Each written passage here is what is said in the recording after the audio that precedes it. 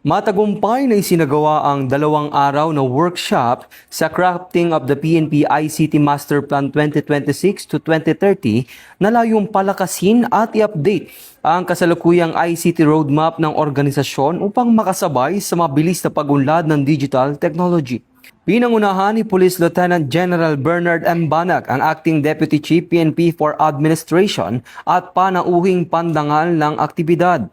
Ang pagbibigay diin sa kahalagahan ng pagpapalakas ng information and communication technology capabilities ng PNP para sa mas epesyente, mabilis at makabagong serbisyong pulisya.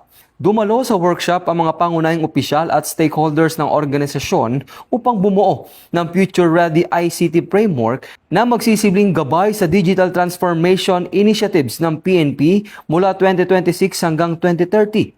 Nakabatay rin ang nasabing hakbang sa mga naging tagumpay ng naunang PNP ICT Master Plan na inaprobahan noong 2018 at ipinatupad mula 2020 hanggang 2025. Ayon sa PNP, bahagi ito ng patuloy na pagsusulong ng modernisasyon at innovation sa ilalim ng advokasiyang bagong PNP para sa bagong Pilipinas, serbisyong mabilis, tapat at nararamdaman. Mula dito sa National Headquarters ng Philippine National Police, ako ang inyong PNN correspondent, Patrolman Edwin Baris, alagad ng batas, tagataguyod ng Balitang Pulis.